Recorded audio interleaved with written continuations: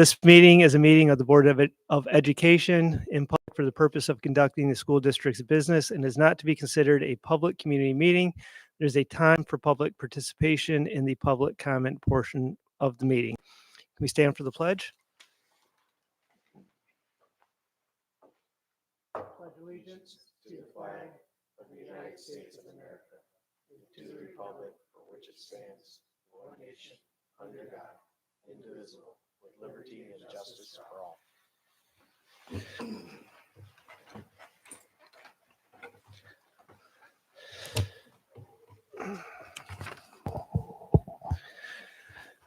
All right, let's go with attendance. Just let the record show that Crystal Root, Patty Monolinsky, and Tara McKenzie are out.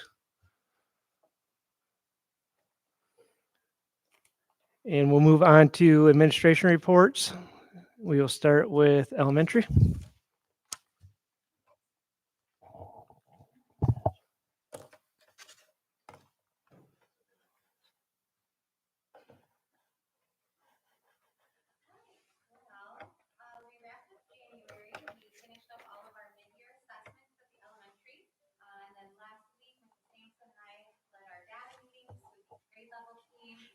Where we analyzed that data and kind of talked about what are the next steps for students going forward based on what their needs are shown from their assessment data. So we did that last week. Also in those data meetings, we spent some time, we've been doing kind of a podcast study.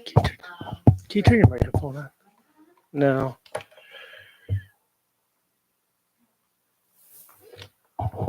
There you go. Thank you.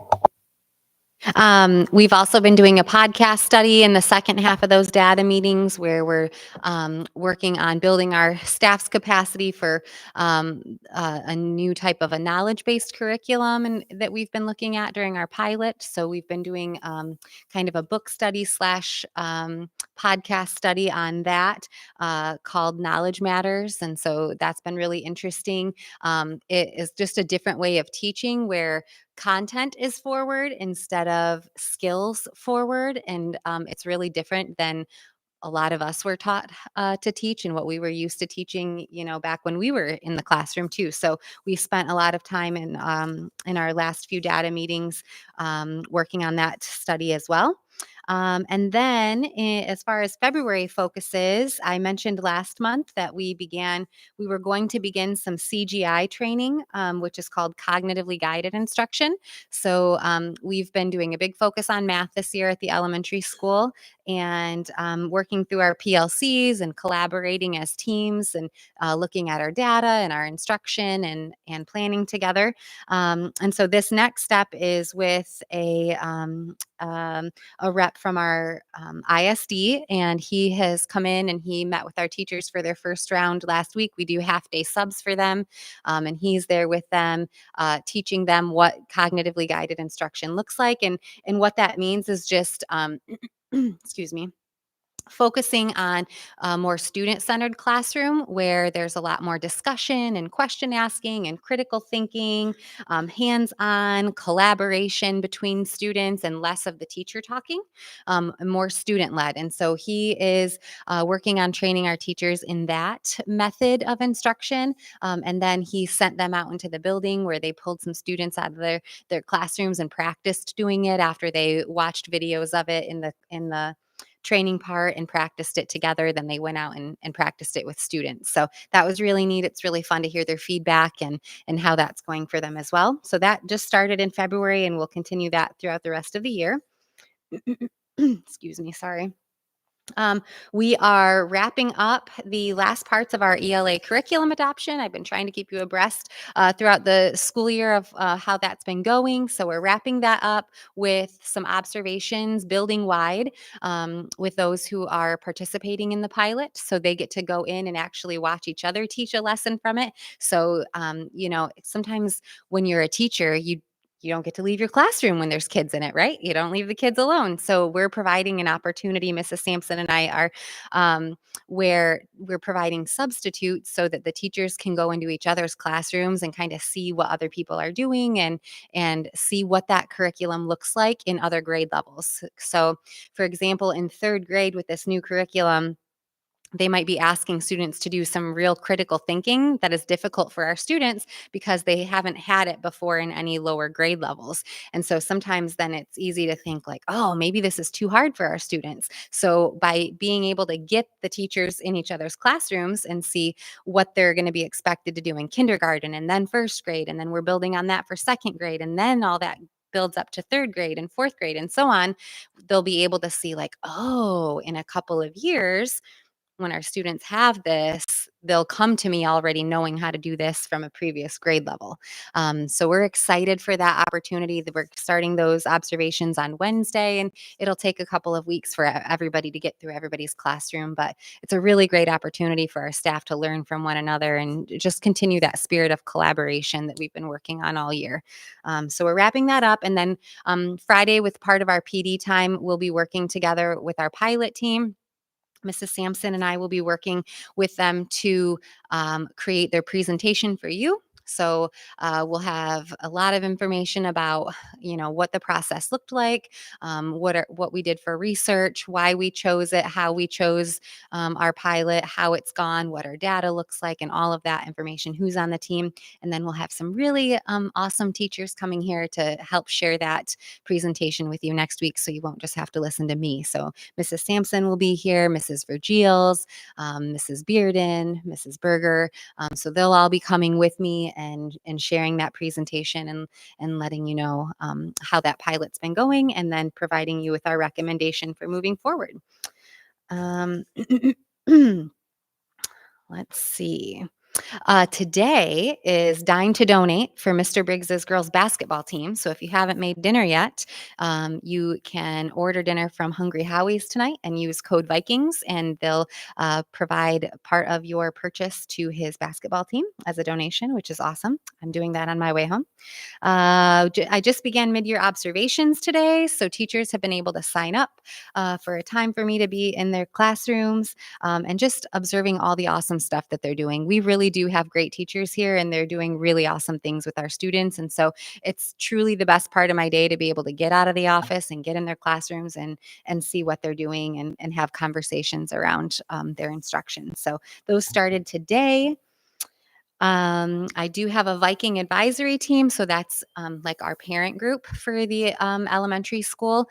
I try to get away from calling it parent group necessarily, because we do have some students who are adopted or living with grandparents, so I just call it Viking advisory team. So that meeting is coming up February 27th. We'll be reviewing our mid-year assessment scores. We'll be talking about a stakeholder survey that we're working on creating right now.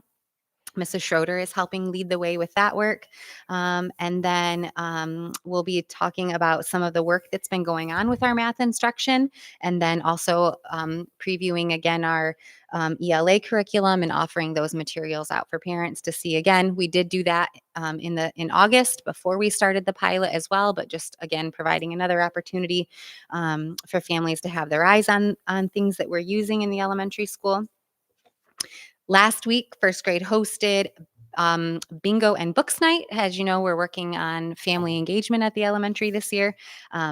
So they hosted that night. We had over 100 people there. It was really fun. They played bingo with their sight words and gave away free books and had little snacks. And it was a really great time for families to engage with their kids and in their learning. And then our second grade team is actually doing a math game night coming up on the 27th. So that's another fun thing to look forward to.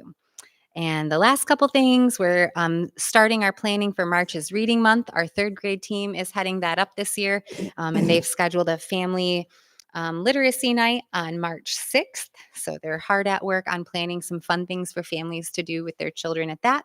And lastly, we have been working on planning Young Fives and Kindergarten Roundup, which seems crazy that we're at that point of the year, but that's next month already. So we're starting to look ahead for the upcoming school year. and take a look at what those numbers look like. So that's going to be March 7th, 17th, and 21st. And we have had a very overwhelming response already and with families signing up. So the numbers are looking good again. So we're really excited about that. Are there any questions I can answer? I just want to remind you that we had our 100th day of school, Oh, yes. right? So that the kids dressed up as older people, correct? That was They did. fun. It was So very- did you. You I did. participated. So. Yes, I did. Let Mr. Briggs know I encourage more of those pizza nights because that way I can justify it to Mrs. Yes. Leach and get a pizza. Absolutely. Yeah. All right. Well, thank you. Thank you. High school, does anyone have Mr. Schroeder's? I do not. Okay. Middle school?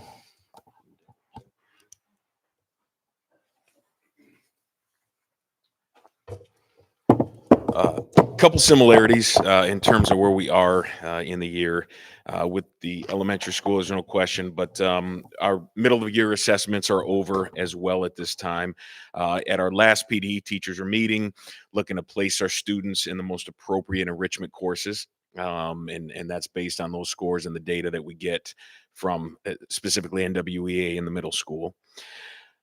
We too put together a school improvement team in January. That team met once already. We'll probably look to meet once or twice more before the end of the year, using some of the data from the NWEA scores as well as some others. We'll look to use that to help guide some decisions that we make to achieve some of these school improvement outcomes. We're currently hard at work preparing for our state assessments. Rostering and ordering materials. Those are two things. Sounds maybe like not much, but I can tell you that a lot of time and effort goes into making sure that we're compliant in these areas. Those things are important. A couple things coming up. March 13th, which is a Thursday, we're going to have a 5th and 6th grade lock-in for our 5th and 6th grade students, 2:30 to 4. So we'll have some opportunities to have some fun in the gym, some dancing, things of that nature. And then this Friday, our most current PD, we're going to be doing some work with AI. We're going to be doing some presentation, how it can be used directly, how it can be implemented directly with students, or how it can help some teachers supplement instruction. We have a lot of teachers who are already using it regularly, and they'll also have some time to share and provide some of the sites, some of the apps, and how it's helping support them as teachers. And we'll also be graced with a presentation from Tech Tom here. So he'll be definitely a big part of this presentation. So that's what I have today. Any questions? Okay. Thanks. Just a comment to the board real quick while Steve's coming up. A wise man told me that, said to all of us today that the impact of AI will be similar to what the impact of the internet was. That's how much of an impact it's going to have on business and schooling and everything else. So it's not going away. And, we've got to we're catching up to it, but you're always going to be behind it a little bit, but we've got to embrace it, figure out how to use it to make the instruction and the education our kids get better for real life out there. So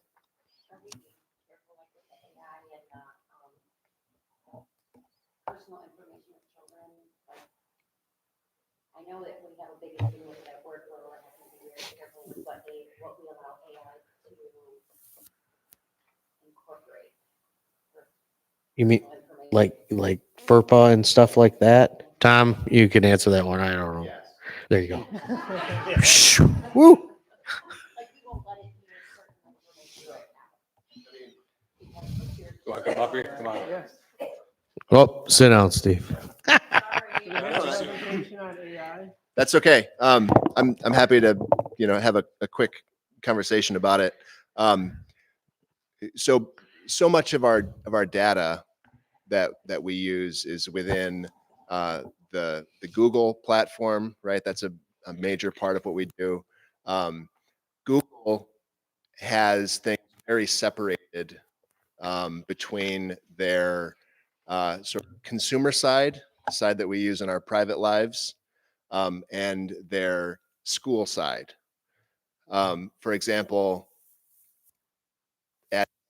school users, if we want to take advantage of their AI platform called Gemini, we have to buy a special license to do it. And there is only one of them in the district right now. It's not mine. So that's one way that we are keeping it very separate, and that's because Google understands the privacy implications of this, and they understand it very well. They're not interested in getting into kids' data. So there's that, and then the other side of it, the other major sort of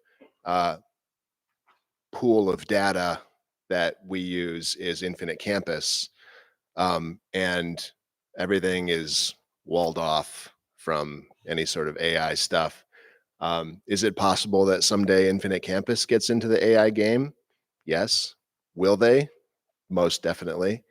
But it will be in a controlled environment where they manage the platform, right? So they decide what information it can get and what information it cannot get. And this will all be governed and regulated by existing policies like FERPA and HIPAA and new policies with new acronyms that I'm sure are in the works. So that's the long answer. Yeah.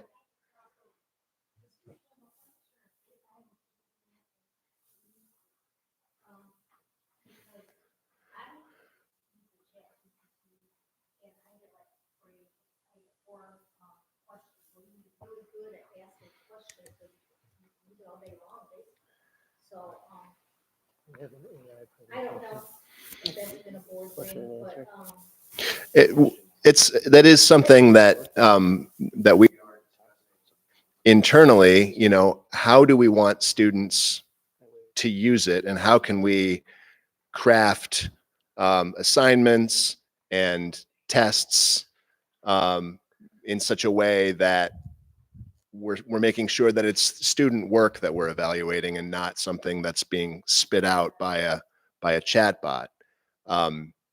That's all part of what Zach was talking about. This is all going to be an ongoing conversation. I do kind of think we're getting to a point where the whole term paper idea, go home, write 1,000 words about Hamlet. I mean, if kids are just going home and having a chat bot spit it out, then is it worthwhile?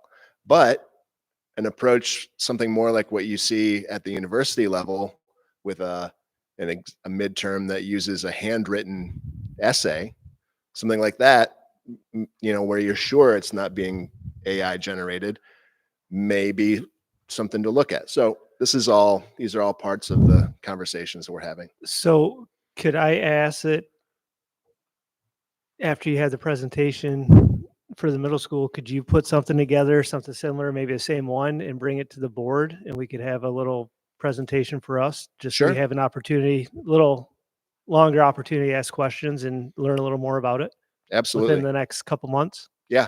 Okay. When is yours, Zach? Yeah, it's mine, Laura's kind of put together, but When is it? right now, this is Friday. Right now, this is for teachers Right. to try and understand how AI can help aid in instruction. Yeah. Just so we don't have any intention of putting it out directly to the students. Yeah, I'm just curious more about it because, eventually we're not going to need you because this kid can just type something and then they know everything, right? Yeah, I think it's Yeah. important to remember That was a joke. If not, I can't.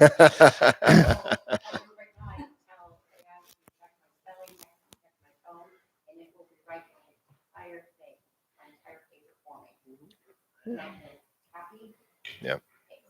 So if you could do that, that'd be great in the next couple meetings. Yeah. Whenever we'll talk, whenever you want to put it on the agenda, just let me know and I'll put something together. All right. Let's do Thank it in you. March after you've done it with their staff, and then, as I told him, it's ongoing. Every Yep. day there's something new, so it's something we could be updated on all the time. But let's start with a presentation. Okay. Yeah. Thank you. Yep. Hold on. Yeah, you can. Go ahead.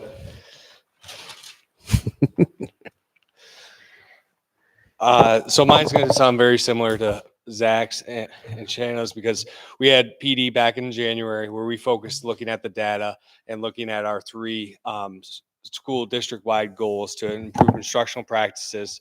We're really looking at the how and why we do need to change even at Riverside, just because the data is showing trends that aren't really in our favor, showing some at-risk student population growing, showing more separation in the actual student achievement.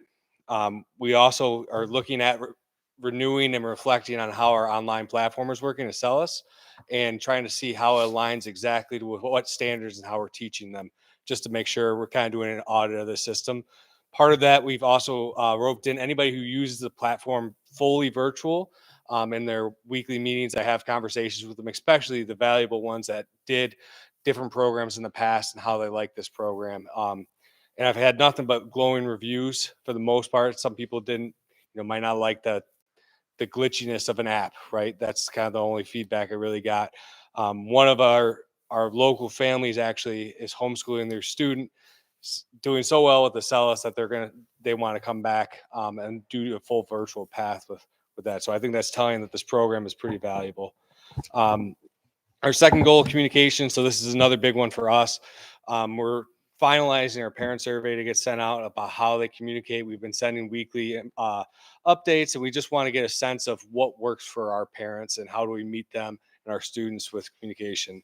We wrapped up parent-teacher conferences, I believe it was 2 weeks ago. Our participation was 50% for our in-person kids, which is pretty good.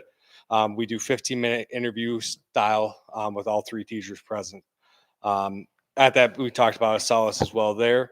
And then our third goal of our chronic absenteeism, we're trying to have, I'm scheduling one-on-one meetings, especially I've started with our seniors, kind of exit meetings because we're getting towards the point where they need to graduate and trying to find some ways to increase students just coming to school. And part of that is bringing back some of our field trips that we've done in the past just to kind of get out and do something else besides just sitting in a classroom all day long. We set already a parent survey out from that. I think we've got about 10 responses, which isn't what you want. You want a little bit more than that. And then we're just generally seeking the input during our advisory classes and my weekly one-on-one checkpoints of, how can we get kids excited and want to come to school? So questions for me? Have you seen before giving the $200 for kids that come to school? So we do I don't know how they can get away with that much money. Because they got a lot of money. But one of the things that Mr. Walentowski used to do, this is pre-COVID, before I was there, is they used to do gift card raffles, which from a legality standpoint, it's a lot easier to get gift cards up to $40. And we're actually going to try it on Wednesday and see what the response is from our kids. So if anybody who's there for the whole week, they get entered in a drawing for a $5, $10 gift card to a fast food restaurant. So kids don't know it yet, but we're going to do it Wednesday. It's a nice little surprise. Is that count day? I had to check the calendar. Next month. Yeah. Next one. Do it next month. Yeah. Count that. Yep. Any other questions? Okay. I have Brian's update also. So he wasn't feeling well Friday. He took the day off and still not feeling well. He's got what everyone else is getting. He's working on the master schedule as him and Zach and Raleigh are kind of working together because they do share some teachers. He has sent out a student survey last week. He's planning to sent out a parent survey today, and then we'll be sending out a staff survey on Monday, which is to gather information to drive the school improvement process. So that's what he's seeking, that input from the stakeholders. So. All right. Thank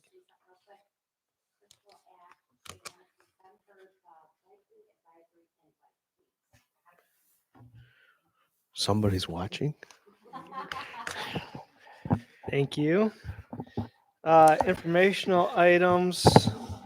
Kim is out today, sick as well. Yes, Right. Kim was here at work and then had to leave, so she's not feeling well. If you have any questions, I'll write them down and then we can ask them, but or email me. That might be easier, and then I can answer them. But I'll get back to you. Does anyone have any questions?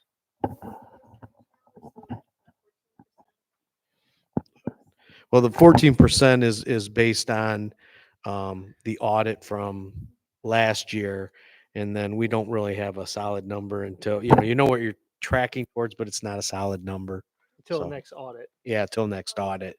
I mean, Kim will end the budget. We'll start wrapping up, and she starts to say we're trending towards, but it's never a hard number until the audit. Yep. Yep. Okay, moving on to C, the ad hoc committee appointments. Got some names down here. I just want to remind everybody that we're not actually active participants in these. We're more observers, and then we come back and bring it to the board. We discuss it, and then we vote accordingly on anything that needs action taken. So, Yeah, that's specifically true for the wellness committee, sex ed.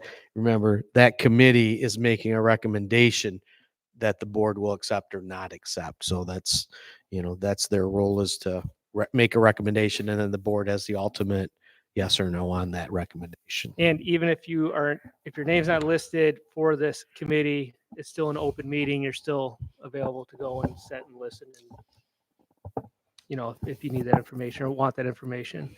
So on the wellness, I would like to appoint Carol and Crystal. On the sex ed, I would like to appoint Crystal and Kim. On the curriculum, I would like to appoint Tara and Carol. Finance committee, I would like Patty and I. And building and grounds, I would like Keith and I.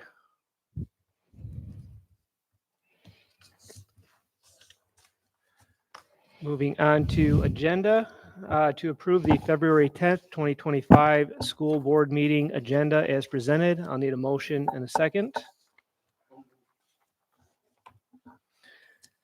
Any discussion? Seeing none, all those in favor say aye. Aye. All those opposed say nay. Motion passed. Consent agenda, approval of the January 13th, 2025 meeting minutes, January 14th, 2025 special meeting minutes, approval of the general fund operational and internal accounts invoices. I need a motion and a second.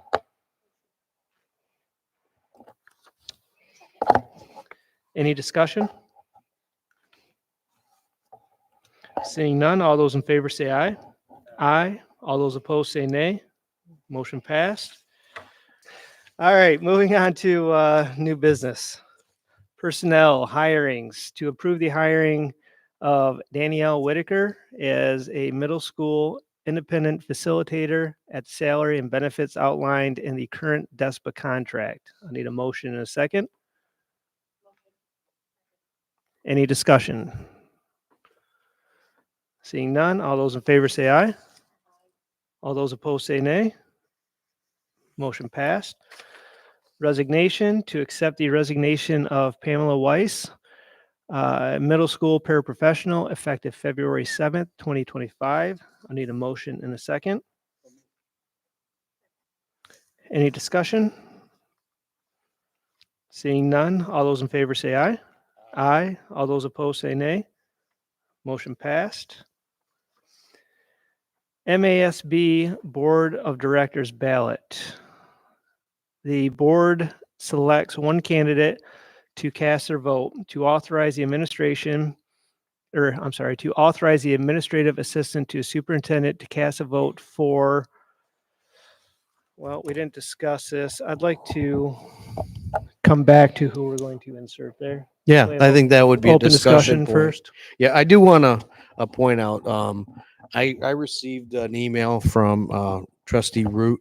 One of the candidates had accidentally sent a campaign kind of email through his school email, which is a no-no.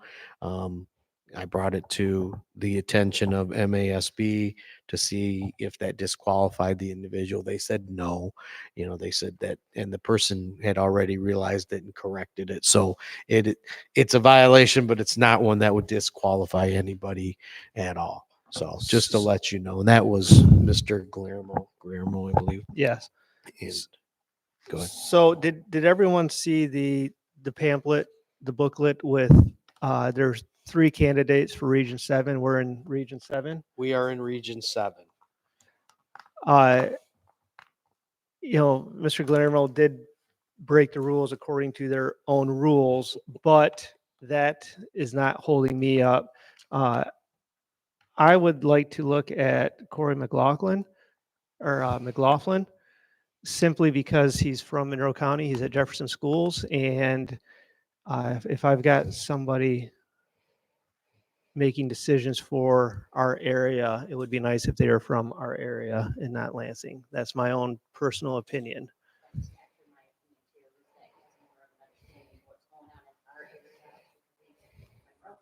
Right. And it doesn't mean he's necessarily going to get in because they take into account everybody's voting Region 7, correct? Oh, yeah, absolutely. So, And we're a pretty broad region. right. We go all the way up to Lansing and west, probably to Jackson, if not Calhoun. He looks good to me also. Has anybody met him personally or I have not. no? Keith, do you have any comment on? No, I'd be inclined to go with him. He's been on the board for 11 years. I like that as well. It's not new. He went on to the Board of Education. Right. I believe Ms. Root also threw her support for this gentleman. Is that correct? That's what she Yep. told me. Yep. And she was comfortable with me sharing that too. Okay. Well, let me reread this then, and then we'll take a vote. MSAB Board of Directors ballot. The board selects one candidate to cast their vote. To authorize the administrative assistant to superintendent to cast a vote for Corey McLaughlin for the MASB Board of Directors. I'll need a motion and a second. So moved. Any further discussion? Seeing none, all those in favor say aye. Aye. All those opposed say nay. Motion passed.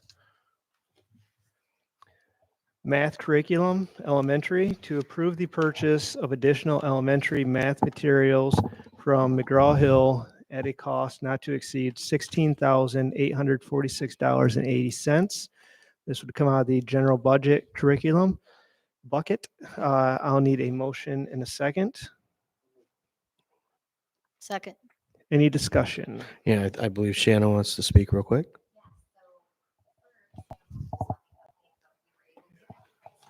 Here, let's do this. We were able to get that price reduced down to, I think it was just over $8,000 that I sent. Do you have that updated version that I sent last week? So it's much less. We have a new rep with the company, and he was really awesome about providing us with a lot of free materials instead of making us pay for all of them. So that was awesome. So that price is updated, and we can get you the exact number in just a moment. If Jenny can't find it, I've got it on my computer.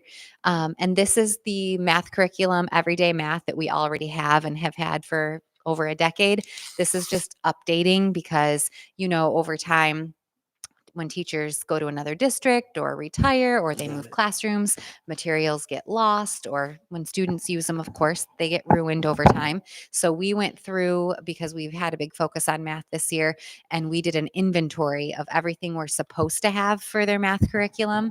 And so that's where this list of items that we need to purchase came from, was that inventory. So going forward, each spring, as teachers pack up their classrooms, we'll do a better job of doing the inventory so we keep track of things better in between. But this hasn't been done for many, many years. So that's why it's such a big cost. Who did the negotiating? Me. Good job. Thank you. She's tough. So I saw where they're gonna get rid of the penny. And so that, I remember in school, that was one of the things in math is you learn how to count change. Yeah. Should we just pause for a minute, or you think they'll send This is supplements? beyond counting pennies. Yep. Okay. This is all different kinds of manipulatives and materials So for it's no students to worries. use. Nope. No Okay, good. worries. I think we do have a couple money kits in there, but we'll just pull those pennies out if that's Okay, good. if that comes to fruition. Any other questions? Thank you very much. Thanks for negotiating. Yes, yes, my pleasure. I think we should make it a requirement to do that for every purchase. We try. We come back and hit them one more time. Are you sure this is the lowest price? All right, so I'm going to reread this with the correct amount. To approve the purchase of the additional elementary math materials from McGraw-Hill at a cost not to exceed $9,927.38, coming out of the general budget and curriculum funds. I'll need a motion in a second. Any further discussion? Seeing none, all those in favor say aye. Aye. All those opposed say nay. Motion passed. Field trips. Fourth grade art field trip in Toledo, Ohio. To approve the fourth grade field trip to the Toledo Museum of Art on May 21st and 22nd of 2025. I need a motion and a second. Second. Any discussion? Seeing none, all those in favor say aye. Aye. All those opposed say nay. Motion passed. Second grade field trip Toledo Zoo. To approve the second grade field trip to the Toledo Zoo, Toledo, Ohio on May 30th, 2025. I'll need a motion and a second. Any discussion? Seeing none, all those in favor say aye. Aye. All those opposed say nay. Motion passed. And on to superintendent comments. Yeah. Just some updates on some things. As you know, my typical day starts with opening the doors at the elementary, and just this last freeze, the sidewalk kind of lifted a little bit and created a little, about a half inch to an inch kind of trip hazard. And I noticed walking in today, these kind of have that same lip, and I don't know if it will fall back down. We've let Crispin know about that, but it just literally happened in the last week. I was like stepping on it one day, and the next day I'm like, this wasn't like this. So it's, with this freezing weather. Anyways, the wellness, we are doing some wellness committee pre-work. We will be having a wellness committee. I've taken the wellness policy that's in the board book, and then having the principals and or myself or the food service outline examples, so we have evidence of whether we're meeting them or not. There are some things like it's interesting. I'll be honest. I didn't realize we actually had a policy within our board policies. What was in the Google Drive was something different, and they called it the Dundee Wellness Policy. It's kind of confusing. So we're gonna use the district wellness policy as our anchor, and then move forward from there, answer all the questions. There's supposed to be a tie-in to the board's policy to this greater alliance policy. They're almost identical. Neola wouldn't make something that wasn't connected, but we want to make sure. So we're doing our due diligence to make sure, and then we will convene. We have to meet minimally every third year to assess how the policy is going. And if there's any shortfalls, then create a plan if we can. Sometimes other things get in the way of following through, but we'll tackle those when we get there. So just be ready to be called upon when we do. So also the bond refinancing is continuing, and that's going to save just about $250,000 to our taxpayers. So any chance we get to save a little money for our taxpayers, we definitely want to do it. And a reminder that we have a goal setting meeting on Tuesday, February 18th, 6 to 8 p.m. Dr. Green will be in. I spoke with him last Thursday. I gave him the old goals from the first set of goals that we did, the progress we made on them. It sounds like he'll go over that real quick. I've made some recommendations that tie into the feedback from our building principals as to their goals. And then obviously we'll talk, the board will talk, and What was that date again? February 18th, Tuesday. Dinner will be provided. So 6 to 8. River's Edge? No, okay. So let Jenny know she'll be reaching out if there's any, and what you might like. So I'm assuming. Oh, there you go. She's already a top. Finally, yeah, you don't get a choice. Finally, food service and custodial RFPs. We are starting that process of putting the RFP together. If you remember last year, we delayed the custodial a year. I think it was said if it's working, let's push that off a year. So we will be doing two of those two, food service and the custodial. The one change in food service will be that the current process, we're one of very few districts in Michigan that it's less risk for us, but we have less say in what's offered because Chartwell's controls the profit margin, and we don't get as much say. I mean, it's less risk for us. And if you remember in the 2004, 5, 6, 7, 8, food service was costing districts and it was eating into the general fund, right? But that's where that came from. However, over the time, more districts are taking on that risk a little bit, but they get to say quality, that kind of stuff. It would be my recommendation that we shift with our fund balance the way it is. Governor Whitmer has recommended, again, that free breakfast and lunch, although that's still a ways out. There's negotiations that have to occur. We're feeling good about that. But that would be the recommendation. That means we can then, say we'd like a higher grade of something. Obviously, we got to be sensitive to the cost, but we can have more say into the product line, I guess I would say. So that would be my recommendation, and we'll see what we get. And That free breakfast and lunch though with Whitmore, will there be criteria on her end so we can't upgrade? No. That has nothing to do with it. I mean, we follow the guidelines, Right. but sometimes you can get a higher quality. Is the best way I can describe it. Your chicken patty might be a little, better quality, or we could ask for an upgrade in it, that kind of thing. So it would still meet all the requirements necessary. It's just about the choice of the products, what they can use, and the quality of it. So again, it was really a safety net for us. I'm guessing probably it goes back to Dodge. He was a pretty frugal guy, and probably pushed the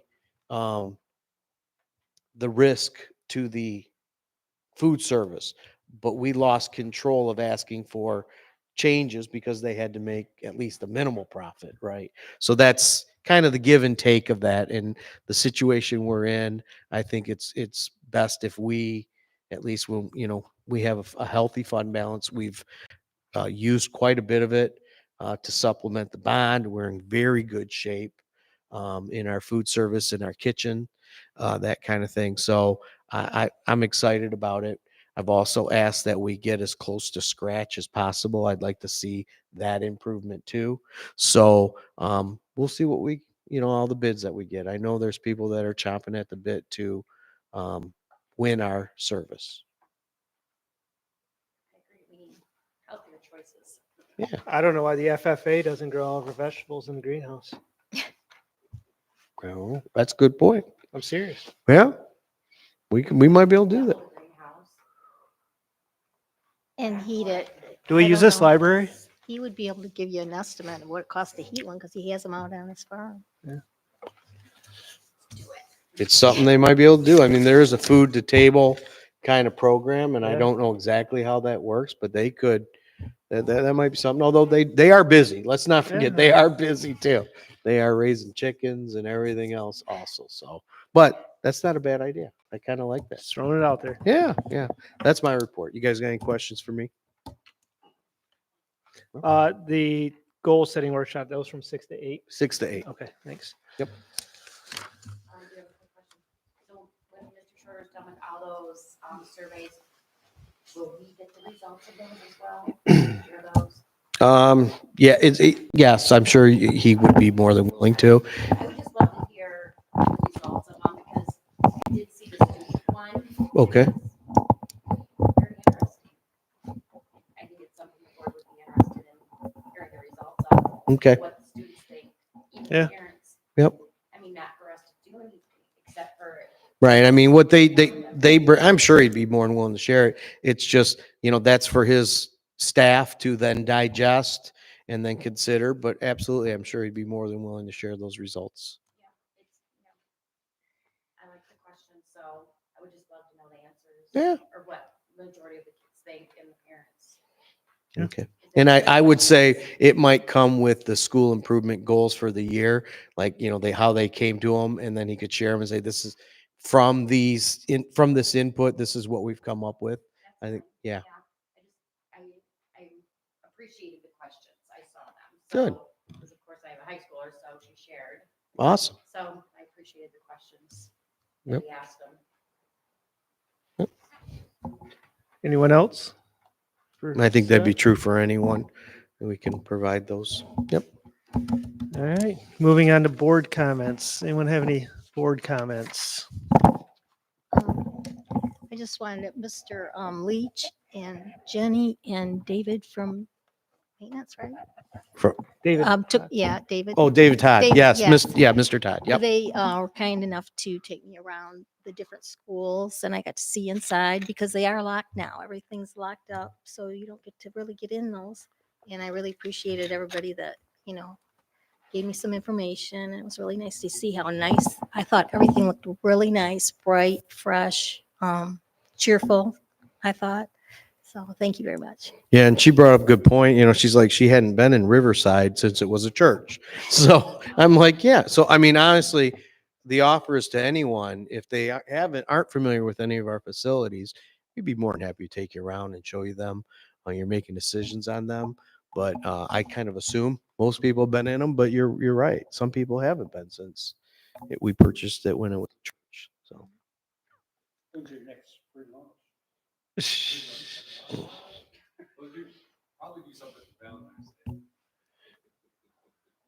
Keith doesn't like that lovey stuff. Any other board comments? I just have one. I got a anonymous letter dropped off my mailbox, just requesting, complaining about some curriculum and complaining about some stuff. And I just encourage people to come to the meetings or to not write it anonymously. Leave a phone number, leave an email, let me ask questions. Anonymous, it doesn't allow for conversation. It doesn't allow me to ask questions. And I was a little upset about it, honestly, just because what do you do with it? You don't do anything. People post anonymously online and you can't respond, you can't ask questions, you can't do anything. So I would highly discourage that. My cell phone and emails listed on a website. Please call me. You can reach out to any of us as board members. So I would recommend that you do that instead. So that's my only comment. And I would also recommend they go to the closest supervisor with their concerns. I mean, I do not know, we do not have anyone on staff that I'm aware of that would not take that individual and listen to their concerns, try to either talk to them about it and try to, have a conversation. Sometimes they're going to be told no, or, but they'll listen. There's no one that won't listen. We have a great administration that really seeks to work with the staff, and because the staff, they're the ones where it hits the ground running, and they've got to buy into it, right? Not everyone's going to buy into a curriculum adoption or anything else. I think in this case, Ms. Love is doing an amazing job of piloting the program and working with the teachers. She's providing them with time in the school day where they can work. She sets a great example of seeking input from the stakeholders, and I appreciate it. It's a shame they don't feel they do that, and that's not. She's very approachable. So, and that's true for all of them. So that's all I had. Anyone else? All right, adjournment to adjourn the February 10th, 2025 regular school board meeting. I'll need a motion in a second. Any discussion? Seeing none, all those in favor say aye. Aye. Aye. All those opposed say nay. Motion passed. Thank you.